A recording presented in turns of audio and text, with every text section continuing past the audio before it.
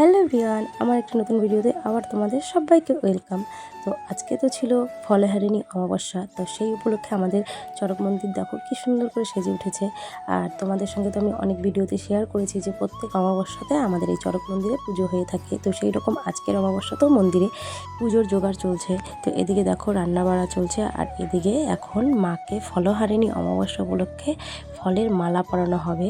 তো দুই দাদা মিলে মাকে ফলের মালা পরিয়ে দিচ্ছে। তো সত্যি বলতে কি, মানে আমাদের মন্দিরে প্রত্যেক অমাবস্যাতে মায়ের পুজো হয়ে থাকে, আর আমরা খুব মন প্রাণ ভরে মাকে পুজো দিতে পারি। মানে যাদের মনের ইচ্ছা থাকে বা মন থেকে কিছু চায় মাকে পুজো দেওয়ার জন্য, খুবই ভালোভাবে মাকে পুজো দিতে পারে। তো দেখো দুই দাদা মিলে মন্দিরে মাকে ফলের মালা পরিয়ে দিল, আর কি সুন্দর লাগছে না দেখতে। আর এদিকে সব ভোগের আয়োজন হয়ে গেছে, আর এখন সব ভোগগুলোকে বেড়ে রেডি করে মায়ের সামনে দেওয়া হবে, কারণ ঠাকুরমশাই চলে এসেছে। আর এদিকে একটু একটু হাওয়া দিচ্ছিল, তো আবার বৃষ্টিও পড়ছিল, মোমগুলো বারবার নিভে যাচ্ছিল। তার জন্য আমার মেয়ে আর আরেকটা পুচকি দুজনে মিলে দেখো সব মোমগুলোকে আবার ধরাচ্ছিল। তো এদিকে ঠাকুরমশাইও চলে এসেছে, পুজোতে বসেও পড়েছে। এখন কিন্তু মায়ের পুজো হবে। আর তোমরা কারা কারা ফলহারিণী পুজোর অমাবস্যাতে মাকে পুজো দিলে বা পুজো দেখলে আমাকে প্লিজ একটু জানিও। আমরা তো প্রত্যেক অমাবস্যাতেই মায়ের পুজো দেখে থাকি।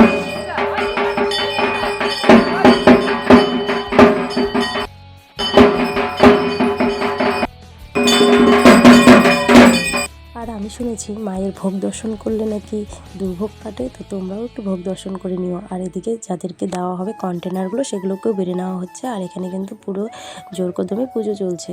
আর জানো তো, এই পুজো উপলক্ষে অনেক লোক এসেছে মন্দির প্রাঙ্গণে পুজো দেখার জন্য। আর এত সুন্দর লাগছে মন্দিরটা, বলে বোঝানো যাবে না। তো তোমরা দেখো কত লোকের সমাগম হয়েছে। আর এদিকে হচ্ছে কি, একটু পরপর বৃষ্টি ঝমঝম করে পড়ছে, আবার কমে যাচ্ছে।